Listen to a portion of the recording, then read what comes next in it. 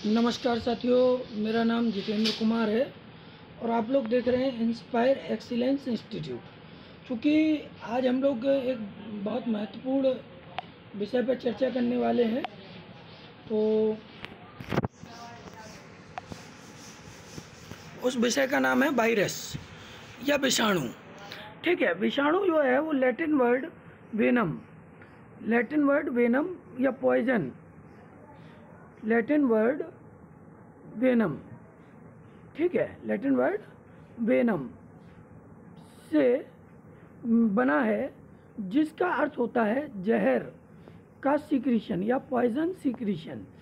अगर हम बात करें कि सबसे पहला वायरस जिसकी खोज जो है हुई वो टीएमबी वायरस है।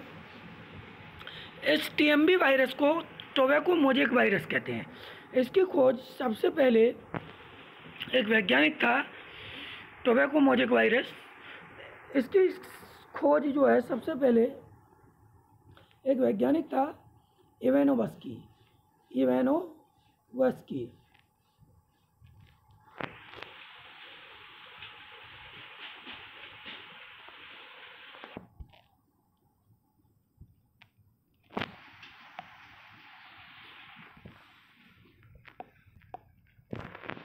इवानोव्स्की ने इसकी खोज की थी।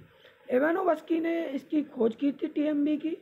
इसके अलावा उसने इसको आइसोलेट किया था, टीएमबी को आइसोलेट किया था, मतलब इसका आइसोलेशन भी किया था, आइसोलेट किया था। इसके अलावा उसने वायरस जो टर्म है वो भी इवानोव्स्की ने दिया था। ये तो बात हो गई इसकी खोज से संबंधित जो भी बात है वो, ठीक है।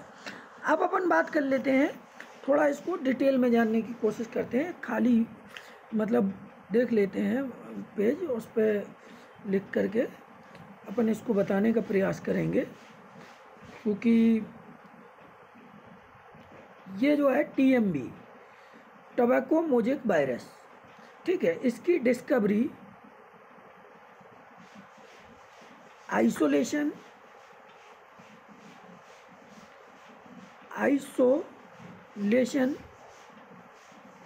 और इसके अलावा इसका जो है टर्म वायरस, ये तीनों चीज़ें एक वैज्ञानिक था इवानोव्स्की,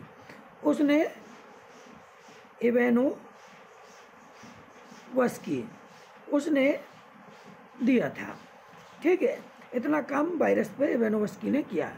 इसके अलावा एक और वैज्ञानिक था, मेयर ने सबसे पहले जो है टीएमबी वायरस की स्टडी की थी। सबसे पहले टीएमबी वायरस की स्टडी की थी, मेयर ने स्टडी की थी टीएमबी वायरस की। दूसरा एक और वैज्ञानिक था जिसने इसको क्रिस्टल के रूप में प्राप्त किया था, क्रिस्टलाइज किया था टीएमबी वायरस को, वो था स्टैनले। क्रिस्टलाइज्ड किसने किया था? स्टैनले ने इसको क्रिस्टल के रूप में प्राप्त किया था टीएमबी को। तो ये तो हिस्ट्री भूगोल की बात हो गई इसके। और इसने केमिकल मेथड के द्वारा, किस मेथड के द्वारा? केमिकल मेथड के द्वारा इसको क्रिस्टल के फॉर्म में प्राप्त किया था। ठीक है, आगे अगर हम देखें तो कुछ शब्द जो वायरस के लिए विभिन्न वैज्ञानिकों ने यूज किए, उन शब्दों की चर्चा कर लेते हैं। टर्म्स हैं जिनको विभिन्न साइंटिस्ट ने यूज किया, यूज्ड बाय या यूज्ड फॉर वायरस। ठीक है, किसने किया? जैसे एक बीटा मोल शब्द है, बीटा मोल, इस शब्द को डेविस नामक वैज्ञानिक ने सबसे पहले वायरस के लिए उपयोग किया था। दूसरा शब्द है कंटाजम वाइवम फ्लूडम। कंटाजम वाइवम फ्लूडम, इस शब्द को वेंजारिक नामक वैज्ञानिक ने वायरस के लिए यूज किया था। इस शब्द को किसने यूज किया था? वेंजारिक नामक साइंटिस्ट ने वायरस के लिए यूज किया था। इसके अलावा दो और शब्द हैं, राइबो न्यूक्लियोप्रोटीन। एक शब्द है ribo nucleoprotein, ribo nucleoprotein, nucleoprotein, protein. इस शब्द को ब्रोडॉन नामक एक साइंटिस्ट था, ब्रोडॉन, BROWDON, ब्रोडॉन नामक साइंटिस्ट था, उसने यूज़ किया था वायरस के लिए। अगला शब्द जो है bacteriophage, bacteriophage, bacteriophage.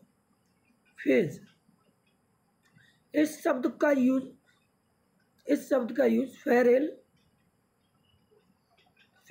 Felix d'Herelle, Felix d'Herelle, Felix d'Herelle ने किया था। और बैक्टीरियोफेज की खोज एक वैज्ञानिक था ट्वार्ट, वैज्ञानिक था ट्वार्ट। बैक्टीरियोफेज की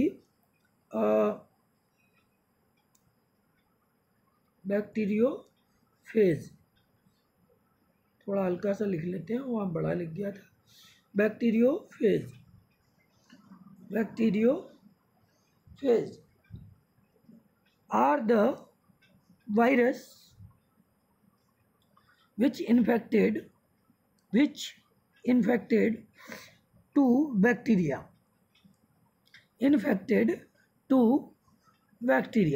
मतलब बैक्टीरियोफेज है क्या? तो बैक्टीरियोफेज को अगर हम देखें, बैक्टीरियोफेज को अगर हम देखें तो बैक्टीरियोफेज वे वायरस हैं जो जीवाणु या बैक्टीरिया को संक्रमित करते हैं। Bacteriophage are the virus which infected to bacteria. अब बैक्टीरियोफेज को जो है खोजा था वो ट्वार्ट, TWART, ट्वार्ट नामक वैज्ञानिक ने इसकी खोज की थी। हम बता चुके हैं आपको अभी पहले भी, ट्वार्ट नामक वैज्ञानिक ने खोज की थी। और टर्म बैक्टीरियोफेज दिया था फेलिक्स डी हेरल ने। किसने दिया था? फेलिक्स डी हेरल ने, डी हेरल ने, यह फेलिक्स डी हेरल ने बैक्टीरियोफेज टर्म दिया था। इसके अलावा अब हम आगे चलते हैं, अपने टॉपिक की चर्चा करते हैं, क्योंकि बहुत महत्वपूर्ण विषय है। तो बैक्टीरियोफेज के बारे में हम बता चुके हैं, जैसा कि आपको, कि जो बैक्टीरियोफेज है उसकी वो है क्या, तो वायरस जो बैक्टीरिया को संक्रमित करते हैं, जीवाणु को संक्रमित करते हैं।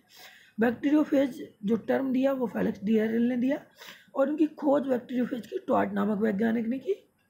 हर्शे और चेज ने T2 फेज के DNA की खोज की। लोफलर फ्रोस्ट ने एनिमल वायरस की खोज की। और ये जो DNA की खोज की थी, ये डबल स्टैंडर्ड DNA था। कैसा DNA था? डबल स्टैंडर्ड DNA था। लोफलर फ्रोस्ट ने एनिमल वायरस की खोज की। ठीक है, अब एक अगला शब्द, इसके अलावा जो कुछ जो छूट रहा है उसकी हम अध्ययन कर लेते हैं। Viruses are defined as, virus की परिभाषा क्या है? दे आर इन्फेक्टिशियस न्यूक्लियोप्रोटीन, मतलब ये ऐसे न्यूक्लियोप्रोटीन है जो दूसरे जीवों को संक्रमित करते हैं। Infectious nucleoprotein.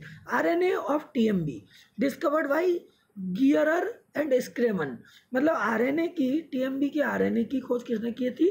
गियरर और स्क्रेमन, दो वैज्ञानिक थे, उन्होंने की थी। और स्ट्रक्चर जो है इसका TMB का खोजा था वो फ्रैंकलिन और क्लग ने खोजा था। स्ट्रक्चर किसने खोजा था? फ्रैंकलिन और क्लग ने, मतलब structure of TMB discovered by Franklin and Clough. अगर हम इसके स्ट्रक्चर की बात करें तो देखो, स्ट्रक्चर इस तरीके का बनता है। स्ट्रक्चर को हम इस तरीके से बनाते हैं, ये रॉड लाइक स्ट्रक्चर बनता है इसका। TMB वायरस का जो स्ट्रक्चर होता है वो रॉड लाइक होता है। इसका ये जेनेटिक मटेरियल होता है, इसको चारों ओर से प्रोटीन की स्मॉल सब यूनिट, जिनको हम कैप्सोमियर्स कहते हैं, वो घेर करके एक रॉड लाइक स्ट्रक्चर बनाती है। रॉड के जैसा छड़ी के आकार का स्ट्रक्चर बनाती है। इस तरीके का स्ट्रक्चर बनता है। ये आप लोगों ने देखा भी होगा, ये कैप्सोमियर्स होती हैं, प्रोटीन के स्मॉल सब यूनिट होते हैं, जिनको हम कैप्सोमियर्स कहते हैं। ठीक है, और कैप्सोमियर्स कहते हैं। और ऊपर जो होता है ये जेनेटिक मटेरियल होता है, जो कैप्सोमियर्स चारों ओर से घिरा होता है, जो कि RNA पाया जाता है। TMB में RNA पाया जाता है। तो ये डायग्राम चूँकि बहुत महत्वपूर्ण था इसलिए बता दिया। जानकारी जरूरी है होना। अब जो है बैक्टीरियोफेज के बाद हम बात करते हैं साइनोफेज की। साइनोफेज वे वायरस होते हैं, वे विषाणु होते हैं जो नीली हरी शैवाल अथवा ब्लू ग्रीन एल्गी बीजीए और या अथवा साइनोबैक्टीरिया को संक्रमित करते हैं। मतलब the virus which infected to the BGA blue green algae और cyanobacteria that is called cyanophage. ठीक है, इनकी खोज की अगर हम बात करें तो सेफरमैन और मोरस नामक दो वैज्ञानिकों ने इनकी खोज की थी। सेफरमैन और मोरिस नामक दो वैज्ञानिकों ने इनकी खोज की थी। थोड़ा हम लिखकर भी वहाँ बता देते हैं क्योंकि जानकारी का अभाव हो जाता है तो बताना ज़रूरी है। जो है साइनोफेज छोटा सा स्मॉल सा लिखेंगे। मैं फिर कह रहा हूँ कि ये वीडियो बहुत महत्वपूर्ण है आप लोगों के लिए और इस वीडियो को आप लोग जो है पूरा देखिएगा, बहुत इम्पोर्टेंट वीडियो है। इसको अगर आप पूरा देखेंगे, ये वीडियो जो है नीट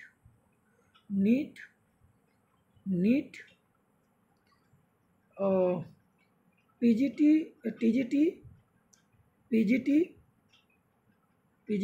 एलटी ग्रेड जीआईसी प्रवक्ता, नवोदय विद्यालय प्रवक्ता, एनवीएस प्रवक्ता, इसके अलावा केबीएस प्रवक्ता और टीजीटी आदि के जो कॉम्पिटिटिव एग्ज़ाम है उनके लिए बहुत महत्वपूर्ण है।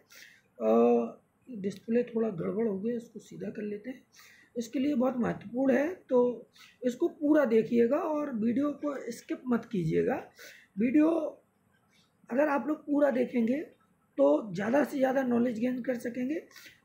हमने इसका दूसरा भाग भी कल दे दिया था। आज चूँकि ये कल वीडियो बनाने में इसकी साउंड चली गई थी, वीडियो तो बनाया था, तो आज हम इसको दोबारा से बना रहे हैं और फिर आपको देते हैं। ये बहुत महत्वपूर्ण विषय है। कैमरा बंद करने के बाद अब चलिएगा हम अपने विषय पर चलते हैं। ठीक है, साइनोफेज की हम बात कर रहे थे, साइनोफेज की बात कर रहे थे। साइनोफेज क्या होते हैं? The virus which infected to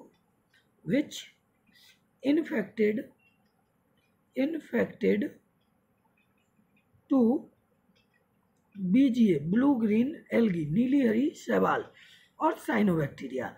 ठीक है, और साइनोबैक्टीरिया मतलब वे विषाणु जो नीली हरी शैवाल अथवा साइनोबैक्टीरिया को संक्रमित करते हैं वो क्या कहलाते हैं? जो है वो कहलाते हैं आपके साइनोफेज। क्या कहलाते हैं? साइनोफेज। सेंसीमर नामक वैज्ञानिक ने जो है कॉइल डीएनए की खोज की। ये बताने से पहले हम आपको ये बताएंगे कि सेफरमैन और मोरिस ये दो साइंटिस्ट थे, सेफरमैन और मोरिस, इन दोनों ने मिलकर के साइनोफेज की खोज की थी। दे डिस्कवर्ड साइनोफेज। सेफरमैन और मोरिस ने साइनोफेज की खोज की थी। ठीक है, साइनोफेज की खोज की थी किसने? सेफरमैन और मोरिस ने। सेंसीमर एक और वैज्ञानिक था जिसने क्वाइल्ड डीएनए की खोज। सेंसीमर एक वैज्ञानिक था जिसने क्वाइल्ड डीएनए की खोज lambda 174 coiled DNA discovered in lambda 174 bacteriophage. ठीक है, 174 बैक्टीरियोफेज में सेंसीमर ने क्वाइल्ड डीएनए की खोज की थी। इसके अलावा एक टॉपिक बचता है, थोड़ा सा रह जाता है, फिर हम बैक्टीरियोफेज के स्ट्रक्चर के बारे में अध्ययन करेंगे और उसके बाद जो है फिर हम आप लोगों को इससे थोड़ा बैक्टीरिया के बारे में बताएंगे। तो हाँ, ये चूँकि अभी आगे और थोड़ा जाएंगे तो हाँ, ये स्ट्रक्चर ऑफ T4 बैक्टीरियोफेज। अब हम लोग बात कर रहे थे किसकी? T4 बैक्टीरियोफेज, लेकिन उसके पहले ये रह गया है कि bacteriophage have generally double standard DNA. Bacteriophage के अंदर मोस्टली डबल स्टैंडर्ड डीएनए पाया जाता है, but in case of some bacteriophage like MS2, F2, R17, इनमें सब में RNA होता है। और कुछ ऐसे भी हैं जिनमें सिंगल स्टैंडर्ड डीएनए होता है, जैसे 5/3 ई कोलीफेज जो बैक्टीरियोफेज है उसमें सिंगल स्टैंडर्ड डीएनए पाया जाता है।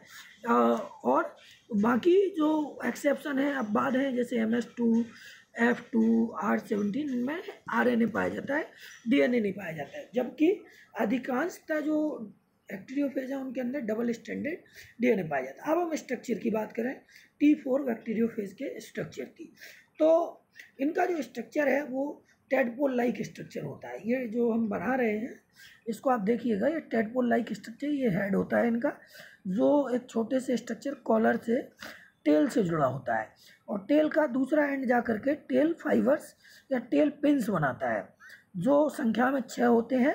और ये टेल पिन्स या टेल फाइबर का काम होता है, ये होस्ट सेल से अटैचमेंट में हेल्प करते हैं। अभी हम जो है ये टेल फाइबर होते हैं जो क्या काम करते हैं, ये टेल पिन्स होते हैं जो अटैचमेंट में काम करते हैं। उनकी संख्या लगभग 6 होती है। कितनी होती है? 6। और ये हेड होता है, हेड ऊपर से जो है ये, ठीक है, ये बीच का जो होता है टेल होता है, ये कॉलर के द्वारा हेड से जुड़ा होता है। इसको अगर हम देखेंगे तो ये ऊपर का हिस्सा इसका जो है प्रोटीन का बना होता है, अंदर इसके जो है ये प्रोटीन का बना होता है, और अंदर इसके देखो टेल फाइबर्स जो होते हैं वो अटैचमेंट का काम करते हैं। ठीक है, किसका काम करते हैं? अटैचमेंट का काम करते हैं। हम लोग ये हम पहले ही कह रहे कि टेडपोल लाइक स्ट्रक्चर होता है जिसमें पॉलीहेड्रल हेड पाया जाता है जो कनेक्टेड होता है हेलिकल टेल से। हमने अभी हेड का डायग्राम आपको बनाया। हेड मोस्टली न्यूक्लिक एसिड पाया जाता है, उसमें डबल स्टैंडर्ड डीएनए पाया जाता है और प्रोटीन के कोट से घिरा होता है। देखिए अभी हम बना के और बता दे रहे हैं। ये जो हेड है, ये जो संरचना है ये पूरी प्रोटीन की बनी है, और इसके अंदर जो कुंडलित है ये डीएनए है। ये पूरा क्या है? प्रोटीन कोट है। ठीक है, प्रोटीन का कोट है, और इसके अंदर जो है वो ये डीएनए भरा हुआ है, डबल स्टैंडर्ड डीएनए है, डबल स्टैंडर्ड डीएनए पाया जाता है। ठीक है, आगे हम देखेंगे तो टेल जो होती है वो प्रोटीन की बनी होती है, प्रोटीनेशियस होती है, ट्यूब लाइक होती है और शीट्स के द्वारा घिरी होती है। प्रोटीनेशियस टेल होती है और शीट के द्वारा घिरी होती है। ठीक है, ये जो होती है वो शीट के द्वारा घिरी होती है और प्रोटीनेशियस होती है। एट वन एंड देखो हमने कहा ना, हेक्सागोनल बेस प्लेट होती है, 6 स्मॉल टेल पिन्स पाए जाते हैं, जो है जो एट द अदर एंड। ठीक है, और जो किस में? होस्ट सेल से अटैचमेंट में सहायता करते हैं। अगर हम देखें तो एट वन एंड मतलब tube is joint to the head by thin collar. ठीक, तो इसको हम लोग देखेंगे तो मतलब ये 6 होस्ट सेल से अटैचमेंट में मदद करता है। डायग्राम अगर हम देखेंगे तो ये डायग्राम है, इसको देखेंगे तो ये सारी चीज़ें हमें और क्लियर हो जाए। ये प्रोटीन का कोट है, वो हम नीला कर रहे हैं, और इसके अलावा इसके अंदर जो ये प्रोटीन का कोट है और ये डीएनए कुंडलित अवस्था में है। ठीक है, डीएनए कुंडलित अवस्था में, डबल स्टैंडर्ड डीएनए, ये प्रोटीन कोट है। ठीक है, और ये पूरा मिलके हेड बनाता है। ये कॉलर है जो इसको टेल से जोड़ता है। ठीक है, जिसको हम नेक भी कहते हैं इस हिस्से को, और इसके नीचे का जो हिस्सा है दूसरा एंड वो टेल फाइबर्स बनाता है जिनकी संख्या 6 होती है, और होस्ट सेल से अटैचमेंट में ये हेल्प करते हैं। ठीक है, और इसकी लंबाई की अगर हम बात करें तो बैक्टीरियोफेज की लंबाई 950 एंगस्ट्रॉम और चौड़ाई 650 एंगस्ट्रॉम होती है। वायरसेस जो होते हैं वो मल्टीप्लाई करते हैं लाइटिक साइकिल, ये लाइसोजेनिक साइकिल के द्वारा एक साइकिल होती है जिसके माध्यम से ये मल्टीप्लाई करते हैं, अपनी संख्या को बढ़ाते हैं, उसको लाइटिक साइकिल या लाइसोजेनिक साइकिल बोलते हैं। हम लोग क्या बोलते हैं? लाइसोजेनिक साइकिल बोलते हैं। अब अगर हम वायरस की बात करें, वायरस जो है ये सेलुलर ऑर्गेनिज्म होते हैं, मतलब कि दे आर ये सेलुलर ऑर्गेनिज्म, इनके अंदर कोई एक स्पेसिफिक सेल नहीं पाई जाती है। ये एक्सेप्शंस होते हैं to the cell theory. Cell theory क्या होती है इसके बारे में अपन चर्चा करते हैं आगे चल के। जगह ढूंढ लेते हैं, थोड़ा खाली पेज ये कम है। सेल थ्योरी जो है बताते हैं। सेल थ्योरी को दो वैज्ञानिकों ने मिलकर दिया था। एक का नाम था जो है स्वान, ठीक है, और एक का नाम था स्लीडेन। स्लीडेन और स्वान, ये दो वैज्ञानिक थे, इन्होंने सेल थ्योरी दी थी। अकॉर्डिंग टू सेल थ्योरी, अभी हम इसको पूरा कंसेप्ट बता देते हैं, जगह कम है नीचे लेके चलते हैं तो उसको पूरा अच्छे से एक्सप्लेन कर देते हैं, जहाँ पर बोर्ड पे ज़्यादा जगह है वहाँ पर। ठीक है, चलते हैं बोर्ड की तरफ, इसको पूरा एक्सप्लेन करते हैं अपन सेल थ्योरी को। थोड़ा सा जगह देखते हैं ये हो क्या गया है इसमें, थोड़ा सा स्वान, स्लीडेन, ठीक है, इसको मैथाइस स्लीडेन बोलते हैं और टी स्वान, थियोडोर स्वान बोलते हैं। ठीक है, इनके बारे में अपन ज़्यादा से ज़्यादा जानकारी दोनों के बारे में आगे देते हैं। ये खाली बोर्ड है तो इस पे देते हैं। सेल थ्योरी मोस्टली एक इम्पोर्टेंट थ्योरी है, जिसको सेल थ्योरी एक इम्पोर्टेंट थ्योरी है, ठीक है, जिसको दो वैज्ञानिकों ने टी स्वान, जिसको थियोडोर स्वान बोलते हैं, ये एक जूलॉजिस्ट था जो 1839 सॉरी ये गलत लिख गया, 1839 1839 है इसका, 1839, हाँ 1839 में काम किया इसने। और ये जो है दूसरा वैज्ञानिक था मैथियस स्लीडेन बोलते हैं इसको, स्लीडेन, ठीक है। इन दोनों ने मिलकर के सेल थ्योरी दी। कई सारे जीवों पर इन्होंने काम किया, सेल पर काम किया। और ये जो स्लीडेन था ये जर्मनी का एक बॉटनिस्ट था, क्या था, जर्मनी का एक बॉटनिस्ट था। और ये स्वान था, ये ब्रिटिश का एक जूलॉजिस्ट था, क्या था, ब्रिटिश जूलॉजिस्ट था। इन दोनों ने मिलकर के ब्रिटिश जूलॉजिस्ट था, इन दोनों ने मिलकर के सेल थ्योरी दी। तो अकॉर्डिंग टू सेल थ्योरी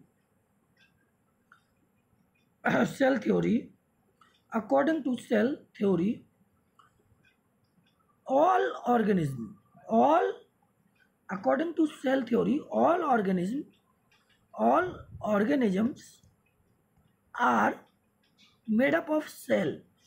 सारे जीव जो है, ऑल लिविंग ऑर्गेनिजम्स, हम कह सकते हैं all living organisms are composed of sales.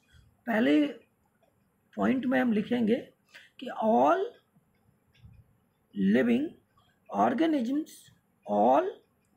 Living organisms is composed of sales.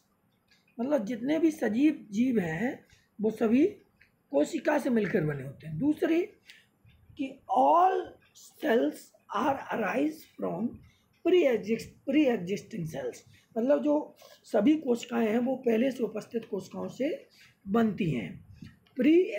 Arise from pre existing sales, existing यहाँ बन नहीं पाएगा, इसको मिटा करके लिखते हैं, एग्जिस्टिंग नहीं लिख पाएगा यहाँ पर, तो दूसरी मिटा करके लिखते हैं, अराइज फ्रॉम प्री एग्जिस्टिंग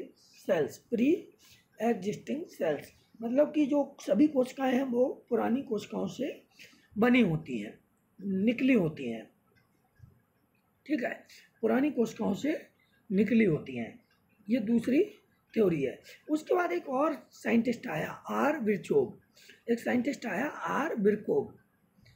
जिसको कुछ कई जगह विरचोव लिखा है, आर विरचोव, जिसने बताया कि ओमनिस सेलुला ई सेलुला, मतलब उसने ओमनिस सेलुला ई सेलुला का सिद्धांत दिया। और उसने भी यही बताया कि जो new sales arise from the pre existing cells, मतलब जो नई कोशिकाएं बनती हैं वो पुरानी कोशिकाओं से बनती हैं। यह तो हो गया इसके सेल थ्योरी के बारे में। अब हम आगे चल करके जो है अपने टॉपिक को आगे बढ़ाते हैं, चलते हैं। अब हम लोगों को डायग्राम हो गया बैक्टीरियोफेज का। तो वायरस के बारे में पढ़ना है, तो वायरस के बारे में अपन को पढ़ना है। वायरोलॉजी के बारे में जानेंगे हम लोग। वायरोलॉजी, वायरोलॉजी है क्या? Virology, the study of virus is called virology. The study of virus is called virology. Virology, ठीक है। वायरोलॉजी क्या है? वायरस का अध्ययन। दूसरा है वायरस। तो वायरस क्या है? Connecting link between the virus are connecting link between the living and non living. Connecting link between the living and non living, मतलब सजीव और निर्जीव के बीच की कड़ी है वायरस। क्या है? सजीव और निर्जीव के बीच की कड़ी है। They are the connecting link between the living and non living. आगे देखेंगे हम लोग वायरस के बारे में पढ़ते हैं। बहुत सारा मटेरियल है वायरस का जिसको हम लोगों को पढ़ना है, तो बढ़ते हैं।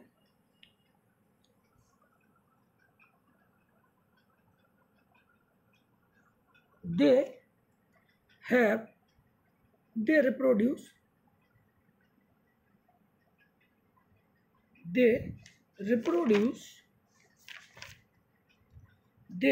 reproduce only within living cell।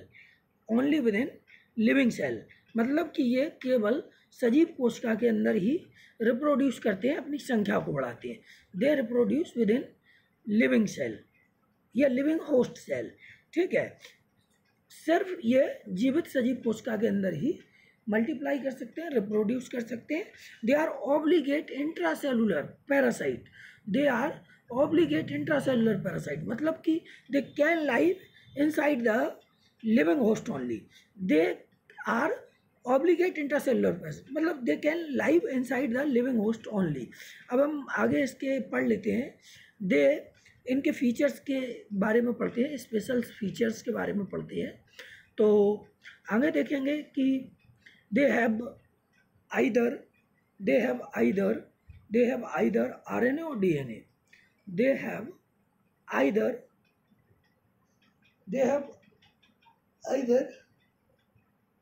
RNA और DNA। इनमें केवल RNA पाया जाता है या DNA पाया जाता है, ठीक है। इनमें या तो DNA पाया जाता है या RNA, दोनों साथ नहीं पाए जाते।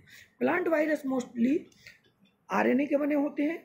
मोस्टली प्लांट वायरस के अंदर RNA होता है, लेकिन हम पहले ही कह चुके हैं कि biology is the exceptional science, मतलब साइंस ऑफ एक्सेप्शन। तो कॉलीफ्लावर मोजेक वायरस एक ये प्लांट वायरस है, और पोटैटो लीफ रोल वायरस, ये दोनों प्लांट वायरस ऐसे हैं जिनमें DNA पाया जाता है। मोस्टली प्लांट वायरस के अंदर RNA होता है, लेकिन इन दोनों वायरस के अंदर, कॉलीफ्लावर मोजेक वायरस और पोटैटो लीफ रोल वायरस के अंदर DNA होता है। इसी तरीके से अगर हम बात करें, एनिमल वायरस में मोस्टली DNA होता है, लेकिन कुछ एक्सेप्शंस हैं, चूँकि बायोलॉजी अपवादों का विज्ञान है। जैसे इन्फ्लुएंजा वायरस, उसमें सिंगल स्टैंडर्ड RNA होता है।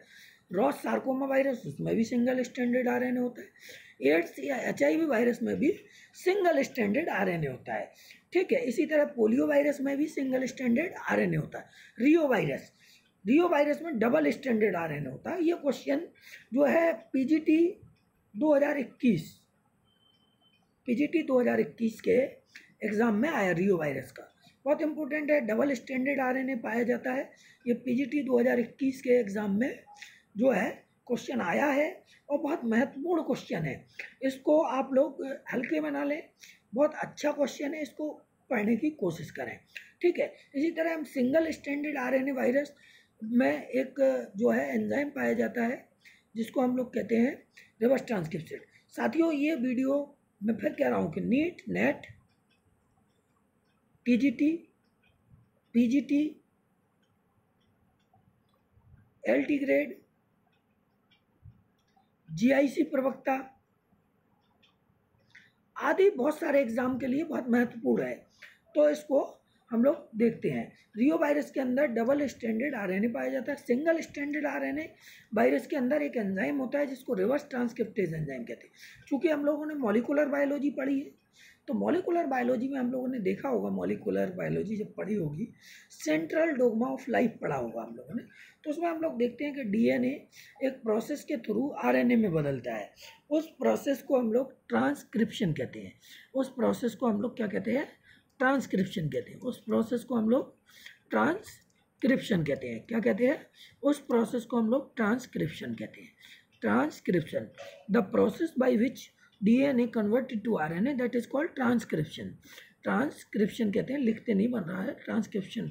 और एक प्रोसेस होती है RNA जिसमें DNA में कन्वर्ट होता है। The process by which RNA convert into DNA, that is called reverse transcription. That is called reverse transcription. इसको कहते हैं हम लोग रिवर्स ट्रांसक्रिप्शन।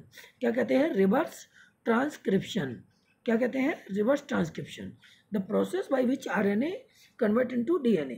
इसी तरीके से RNA एक प्रोसेस होती है ट्रांसलेशन, जिसके द्वारा वो प्रोटीन में बदल जाता है। क्या में बदल जाता है? प्रोटीन, जिसको हम प्रोटीन सिंथेसिस भी कहते हैं या ट्रांसलेशन कहते हैं। क्या कहते हैं? ट्रांसलेशन। ट्रांसलेशन कहते हैं, ट्रांसलेशन। ठीक है, तो DNA से DNA बनता है। इसको हम डुप्लीकेशन या रेप्लिकेशन भी कहते हैं। रेप्लिकेशन कहते हैं, रेप्लिकेशन हम लोगों ने पढ़ा है मॉलिक्यूलर बायोलॉजी में ये पूरा। और इस पूरी प्रोसेस को मिला करके हम सेंट्रल डोग्मा ऑफ सेल या सेंट्रल डोग्मा ऑफ लाइफ कहते हैं। रिवर्स ट्रांसक्रिप्शन एक एंजाइम के द्वारा होता है जिसे कहते हैं reverse transcriptase enzyme. Reverse transcriptase enzyme, reverse transcriptase enzyme इस प्रोसेस को चलाता है, रिवर्स ट्रांसक्रिप्शन की प्रोसेस को। और इस रिवर्स ट्रांसक्रिप्टेज एंजाइम और रिवर्स ट्रांसक्रिप्शन की खोज टेमिन और बाल्टीमोर नामक दो वैज्ञानिकों ने की थी। टेमिन और बाल्टीमोर, टेमिन और बाल्टीमोर, टेमिन और बाल्टीमोर नामक दो वैज्ञानिकों ने की थी। इसलिए रिवर्स ट्रांसक्रिप्शन को हम टेमिनिज्म के नाम से भी जानते हैं। टेमिनिज्म के नाम से भी जानते हैं, टेमिनिज्म के नाम से भी इसको जानते हैं। ठीक है, तो इसके बारे में इतना हम लोगों ने जान लिया। अब हम अपने चैप्टर पे पहुंचते हैं, वहाँ से हम लोग अपनी पूरी बात को आगे बढ़ाएंगे। क्योंकि हम लोग यहीं पे थे। ठीक, they have characteristics of mode of multiplication. मतलब हम ये भी कह रहे थे कि reverse transcriptase enzyme single stranded RNA में पाया जाता है, जो रिवर्स ट्रांसक्रिप्शन की प्रोसेस के थ्रू RNA को DNA में कन्वर्ट करता है। किस में कन्वर्ट करता है? RNA को DNA में कन्वर्ट करता है। ठीक है, RNA को DNA में कन्वर्ट करता है। They have characteristics mode of multiplication, इनके अंदर मोड ऑफ मल्टीप्लीकेशन पाया जाता है, ये अपनी संख्या को बढ़ा सकते हैं। They have characters of both living and non living, मतलब कि इनके अंदर सजीव और निर्जीव दोनों के लक्षण पाए जाते हैं। They have characters of both living and non living, मतलब इनके अंदर सजीवों के भी लक्षण पाए जाते हैं और निर्जीवों के। तो हम नॉन लिविंग कैरेक्टर्स की बात करें, दे हैव नो प्रोटोप्लाज्म, इनके अंदर कोई प्रोटोप्लाज्म नहीं पाया जाता है। They have ability to get crystallize, they can be crystallized, मतलब इनको क्रिस्टल के रूप में प्राप्त किया जा सकता है। They have no enzyme system, इनको क्रिस्टल के रूप में प्राप्त किया जा सकता है। उसके बाद they have no enzyme system, इनके अंदर कोई भी एंजाइम सिस्टम नहीं पाया जाता। They have no respiratory system, they have no respiration. ठीक है, they do not grow in culture medium, they do not grow in culture medium, इनको किसी भी संवर्धन माध्यम में नहीं उगाया जा सकता, ये किसी भी संवर्धन माध्यम में ग्रो नहीं कर सकते। They have inability to live independent of a living cell, मतलब ये एक लिविंग सेल के रूप में स्वतंत्र रूप से नहीं पाए जा सकते, इनमें लैक ऑफ फंक्शनल ऑटोनॉमी पाया जाता है। ठीक है, इनमें हाई स्पेसिफिक ग्रेविटी होती है। They have high specific gravity which is found only in non living object, जो केवल निर्जीवों में पाई जाती है। ठीक है, they have no energy storing system, इनके अंदर किसी भी प्रकार का एनर्जी स्टोर करने का तंत्र नहीं पाया जाता है। They have no growth and division independently, ये स्वतंत्र रूप से ना तो ग्रो कर सकते हैं, ना वृद्धि कर सकते हैं और ना विभाजन कर सकते हैं, ना अपनी संख्या को बढ़ा सकते हैं और ना वृद्धि कर सकते हैं। अब हम बात कर लें लिविंग फीचर्स ऑफ वायरस की।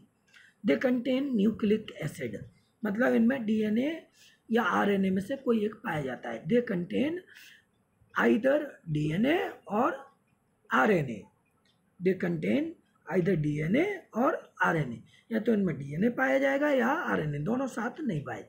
Ability to multiply inside the living host cell, मतलब they have ability to multiply, इनकी होस्ट सेल के अंदर ये अपने आप को मल्टीप्लाई कर सकते हैं, संख्या को बढ़ा सकते हैं। They cause disease in organisms, plant, animals, इनके ये क्या कर सकते हैं, प्लांट, एनिमल्स और किसी भी जीव में, इवन जीवाणु, बैक्टीरिया और जो है ब्लू ग्रीन एल्गी, इनके अंदर डिजीज उत्पन्न कर सकते हैं, इन्फेक्शन उत्पन्न कर सकते हैं। ठीक है, बीइंग